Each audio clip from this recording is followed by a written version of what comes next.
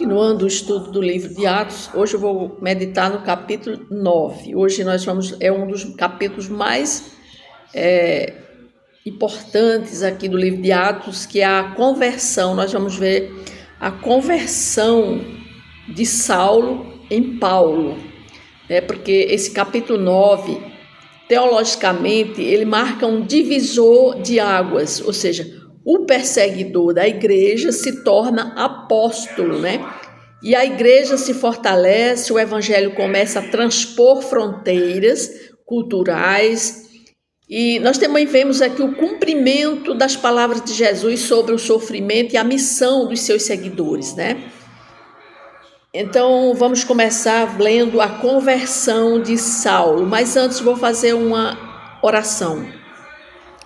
Senhor Jesus, estamos diante aqui do capítulo 9, onde nós vamos ver o poder da graça do Senhor operando na vida daquele homem, na vida de Saulo, que foi um grande perseguidor da igreja, mas que o Senhor, com o seu poder, o transformou, Senhor Jesus.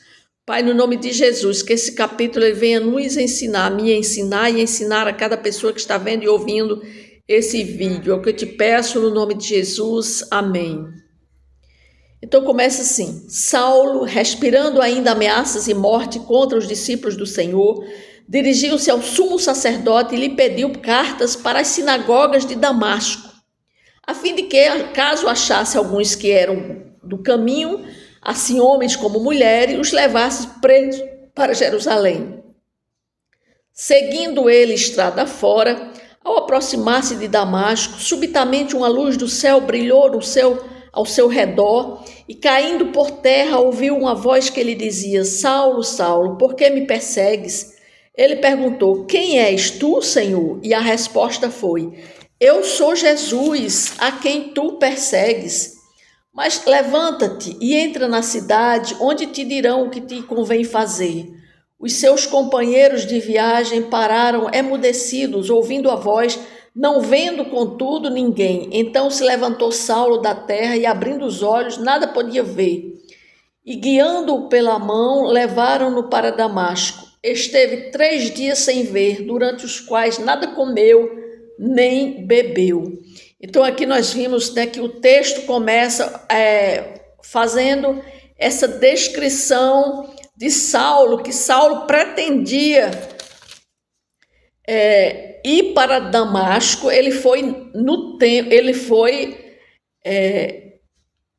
para o sumo sacerdote pedir cartas para as sinagogas de Damasco, para que, caso ele achasse os homens do caminho, ou seja, daqueles homens que estavam pregando a palavra de Deus, que ele pudesse levá-los presos para Jerusalém. E aqui nós ficamos impressionados, Aqui a gente vê a intensidade da oposição de Saulo. Ele não estava apenas discordando dos cristãos, mas ele estava perseguindo com fúria. Seu desejo era destruí-lo, mas no caminho para Damasco, o seu pensamento era algo acontece, de repente brilha no céu uma luz vinda do céu, ou seja, nesse momento Jesus intervém diretamente na vida daquele homem, de Saulo, e a luz e a voz derrubam ele, e ele ouve aquela voz dizendo: Saulo, Saulo, por que me persegues, Isso nos lembra que perseguir a igreja é perseguir o próprio Cristo, Então, essa declaração mostra uma profunda união entre Jesus e o seu povo. Então, quando nós sofremos perseguição, quando alguém está sofrendo perseguição por causa do Evangelho de Jesus Cristo, na verdade, a pessoa que está perseguindo não está perseguindo aquele cristão, o Filho de Deus, está perseguindo o próprio Cristo, Aqui nós vimos que Saulo estava perseguindo os cristãos, ou seja, ele estava perseguindo o próprio Cristo, porque Jesus diz a ele: Saulo, Saulo, por que me persegues? Ou seja, ele estava perseguindo os filhos de Deus, o povo de Deus. Ele estava levando cartas para Damasco para destruir o povo, os filhos de Deus. Aí Jesus pergunta a ele: por que me persegues? Então, na verdade, quando um filho de Deus, um cristão, está sendo perseguido, está perseguindo o próprio Cristo, né? E ali Saulo fica cego por 3 dias, né? E esse período simboliza tanto a crise quanto o preparo dele para um novo começo, né? Enquanto isso, Deus vai chamar o outro homem chamado Ananias, um discípulo comum, para ser um instrumento de restauração para Paulo. Então nós vamos ver aqui, no versículo 10 diz assim: ora, havia em Damasco um discípulo chamado Ananias. Disse-lhe o Senhor numa visão: Ananias. Ao que respondeu: eis-me aqui, Senhor. Então o Senhor lhe ordenou: dispõe-te e vai à rua que se chama Direita, e na casa de Judas procura por Saulo, apelidado de Tarso, pois ele está orando. E viu entrar um homem chamado Ananias, e impor-lhe as mãos para que recuperasse a vista. Ananias, porém, respondeu: Senhor, de muitos tenho ouvido a respeito desse homem, quantos males tem feito aos teus santos em Jerusalém, e para aqui trouxe autorização dos principais sacerdotes para prender a todos os que invocam o teu nome. Mas o Senhor lhe disse: vai, porque este é para mim um instrumento escolhido para levar o meu nome perante os gentios e reis, bem como perante os filhos de Israel, pois eu lhe mostrarei o quanto lhe importa sofrer pelo meu nome. Então Ananias foi, e entrando na casa, impôs sobre ele as mãos, dizendo: Saulo, irmão, o Senhor me enviou, a saber, o próprio Jesus que te apareceu no caminho por onde vinhas, para que recuperes a vista e fiques cheio do Espírito Santo.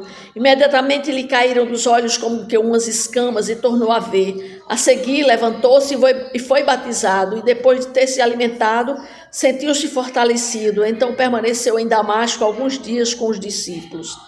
Então aqui nós vimos que Ananias, quando ele ouve, né, ele recebe aquela instrução de Deus para ir lá na casa daquele homem, daquele homem onde Saulo estava, né? Ananias, inicialmente ele fica relutante, mas ele obedece e ele chega para Saulo e diz: irmão Saulo, o Senhor Jesus enviou-me para que você volte a ver e seja cheio do Espírito Santo, né? Então aqui, Ananias, inicialmente ele ficou com medo de ir até lá.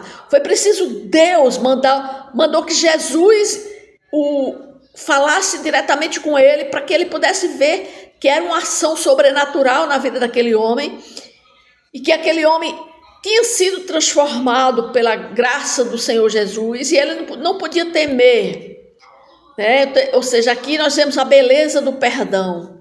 Mesmo sabendo do passado de Saulo, Ananias o chama de irmão. Por quê? Porque Ananias sabia que o poder de Deus seria capaz de transformar aquele homem. Porque Ananias sabia que ele estava vindo para Damasco para matar os filhos de Deus, né? Mas ali, quando ele ouve de Deus, do próprio Jesus, dizendo a ele que ele não temesse, porque ele, Jesus, iria usar Saulo como um instrumento para levar o evangelho aos gentios e aos reis. Então Ananias se convence e vai lá falar com Saulo, né? E Saulo recupera a visão, é batizado imediatamente e ali começa já a pregar, né? Então nós vamos ver aqui no versículo 20: e logo pregava nas sinagogas a Jesus, afirmando que este é o Filho de Deus. Ora, todos os que o ouviam estavam atônitos e diziam: não é este o que exterminava em Jerusalém os que invocavam o nome de Jesus? E para aqui veio precisamente com o fim de os levar amarrados aos principais sacerdotes? Saulo, porém, mais e mais se fortalecia e confundia os judeus que moravam em Damasco, demonstrando que Jesus é o Cristo. Decorridos muitos dias, os judeus deliberaram entre si tirar-lhe a vida, porém o plano deles chegou ao conhecimento de Saulo. Dia e noite guardavam também as portas para o matarem, mas os seus discípulos tomaram-no de noite, colocando-o no cesto, desceram-no pela muralha. Tendo chegado a Jerusalém, procurou juntar-se com os discípulos, todos, porém, o temiam, não acreditando que ele fosse discípulo. Mas Barnabé, tomando-o consigo, levou aos apóstolos e contou-lhes como ele viu o Senhor no caminho e que este lhe falara, e como em Damasco pregara ousadamente em nome de Jesus. Estava com eles em Jerusalém, entrando e saindo, pregando ousadamente em nome do Senhor. Falava e discutia com os helenistas, mas eles procuravam tirar-lhe a vida. Tendo, porém, isto chegado ao conhecimento dos irmãos, levaram-no até Cesareia e dali o enviaram para Tarso. Ou seja, quando Paulo ele vai pregar, ele prega muito lá em Damasco e ele volta para Jerusalém. Mas quando ele chega lá, os discípulos temiam pela vida dele, não acreditavam que ele realmente tinha sido transformado pelo poder de Deus, né? É natural que as pessoas ficassem perplexas, como é que alguém que perseguia os cristãos de uma hora para outra agora defende o evangelho? Então, os judeus tentavam agora matá-lo, né? E Saulo foge num cesto, se esconde num cesto, né? E foge pela muralha da cidade. Mas quando ele chega em Jerusalém, ele tenta se reunir com os discípulos, mas todos estavam com medo dele, né? Nós entendemos o temor da igreja, né? Porque é difícil crer que alguém tão hostil possa ter mudado de verdade, mudado realmente. E aí que entra Barnabé, um verdadeiro encorajador. Barnabé foi um homem que veio defender Paulo, né? Aqui nós vemos nesse capítulo que Barnabé ele intercedeu por Saulo e apresentou seu testemunho aos apóstolos. Barnabé, quem conta, esse homem aí, ó, ele ia para Damasco e no caminho ele viu uma grande luz e ali ele se converteu. Mesmo assim, a oposição continuou, né? E Saulo começa a debater com os judeus e eles tentam matá-lo, mas os irmãos da igreja agora enviam Paulo para a cidade de Tarso e pedem a ele, olha, permaneça um tempo por lá, amadureça o seu ministério, se prepare para o seu ministério, mas por enquanto fique lá.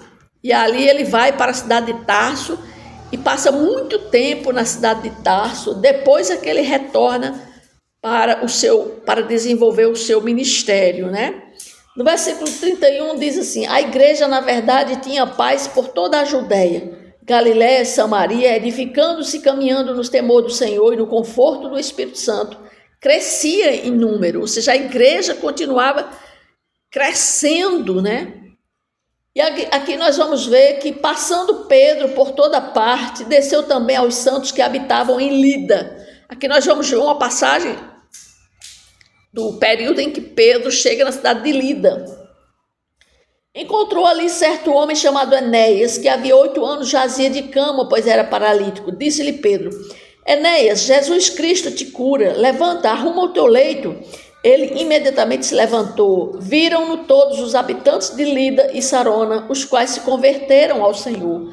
Ou seja, ali quando Pedro chega na cidade de Lida, acontece logo um grande milagre na vida daquele homem chamado Enéas, e por causa desse milagre muitos se convertem, né? Outro milagre também vai acontecer na cidade de Jope. No versículo 36 nós vamos ver a ressurreição de Dorcas. Diz assim: havia em Jope uma discípula por nome Tabita, nome este que traduzido quer dizer Dorcas. Era ela notável pelas boas obras e esmolas que fazia. Ora, aconteceu naqueles dias que ela adoeceu e veio a morrer. E depois de a lavarem, puseram-no no cenáculo. Como Lida era perto de Jope, ouvindo os discípulos que Pedro estava ali, enviaram-lhe 2 homens que lhe pediram: não demores em vir ter conosco. Pedro atendeu e foi com eles. Tendo chegado, conduziram-no para o cenáculo, e todas as viúvas o cercaram, chorando e mostrando-lhe túnicas e vestidos que Dorcas fizera enquanto estava com elas. Mas Pedro, tendo feito sair a todos, pondo-se de joelhos, orou e, voltando-se para o corpo, disse: Tabita, levanta-te. Ela abriu os olhos e, vendo a Pedro, sentou-se. Ele, dando-lhe as mãos, levantou-a e, chamando os santos, especialmente as viúvas, apresentou-a viva. Isto se tornou conhecido por toda Jope e muitos creram no Senhor. Pedro ficou em Jope muitos dias em casa de um curtidor chamado Simão. Ou seja, aqui nós vemos 2 milagres, grandes milagres, que por causa desses milagres muitos se converteram, né? Porque quando Pedro chega na cidade de Lida, acontece a cura daquele homem chamado Enéas. E na cidade vizinha, na cidade de Jope, tinha uma moça, uma jovem chamada Dorcas ou Tabita, que era costureira, ela costurava. E muitas viúvas estavam ali chorando porque ela tinha morrido. E quando eles sabem que Pedro estava na cidade de Lida e tinha curado aquele homem, mandam chamar Pedro para vir até a cidade de Jope para poder ressuscitar a Dorcas, né? E ali acontece essa ressurreição de Dorcas. Pedro pede que todos saiam, ele entra no quarto onde ela está deitada e ali ele dá uma ordem, ele ora e voltando-se para o corpo disse: Tabita, levanta-te. E ela imediatamente se levantou, né? E ali ele leva ela e mostra o milagre. E ali aquele milagre faz com que muitos crescem no Senhor, né? Esse milagre se conectou diretamente ao ministério de Jesus, ou seja, porque Jesus ele havia ressuscitado mortos, né? E ali Pedro, através de Pedro, o poder de Deus também continuou ativo na igreja, porque o poder dele estava através de Pedro, e ali Pedro pôde, com as suas palavras, ordenando: Tabita, levante-se. Ali o poder de Deus se fez presente e ela se levantou e ela ressuscitou, né? Mas Pedro, ele permaneceu ainda em Jope, hospedado na casa de um homem chamado Simão, o curtidor, o que indica que sua disposição de quebrar as barreiras e preparar o caminho para o evangelho estava ali pretendendo alcançar os gentios, né? Então, esse capítulo 9 nos ensina o quê? Que ninguém está além da graça de Deus, né? Nós vimos aqui a conversão de Saulo. Se Saulo pôde ser transformado, qualquer pessoa pode ser transformada pelo poder de Deus, né? E Deus usa pessoas comuns, assim como ele usou Ananias. Ananias não era um apóstolo, mas ele foi fundamental no plano de Deus. Deus usou Ananias para que ele fosse lá e falasse com com Saulo, né? E Saulo, ele seria um instrumento de Deus, né? Mas também ele iria sofrer por isso. Depois ele é conhecido como Paulo, né? De Saulo ele passa a ser Paulo, né? Paulo de Tarso. Até porque ele vai para a cidade de Jerusalém, primeiro ele prega lá em Damasco, mas depois os homens querem matá-lo e ele foge escondido num cesto e vai para Jerusalém. Quando chega em Jerusalém, é recebido pelos apóstolos, mas os apóstolos têm uma certa desconfiança dele, não acreditam realmente na sua conversão. É preciso que o irmão Barnabé fale sobre Paulo, né? Conte o testemunho de Paulo. E ali, depois de algum tempo, Paulo ele é encaminhado para a cidade de Tarso, né? Para a cidade natal dele, para que ele possa ficar um tempo lá escondido, ou seja, se preparando para o seu ministério, né? Então nós vimos que muitas vezes nós precisamos de encorajadores como Barnabé. Barnabé foi um homem que ajudou a integrar e fortalecer novos irmãos na fé, incluindo Paulo, né? Porque ali foi Barnabé que contou o que tinha acontecido na vida de Paulo para os outros apóstolos, né? Então, nós vimos aqui que, nesse capítulo também, que além da transformação de Saulo, né, em Paulo, que essa transformação ecoa a promessa de Deus a dar um novo coração ao pecador. Nós vimos também que a ressurreição de Dorcas, né, aponta para a vitória final sobre a morte prometida lá em 1 Coríntios 15, né? Aqui, por causa do poder de Deus, aquela morte ela foi vencida, porque ela ressuscitou. E o crescimento da igreja, nós nos vimos também, que prepara o caminho para que o evangelho alcance todas as nações, como Deus prometeu a Abraão, né? Então nós vemos que Deus está cumprindo o seu plano e cada detalhe é importante. Hoje também Deus continua cumprindo o seu plano na vida de pessoas. É por isso que a palavra de Deus ela tem que ser pregada para que outras pessoas possam ser alcançadas e transformadas pelo poder de Deus. Amém?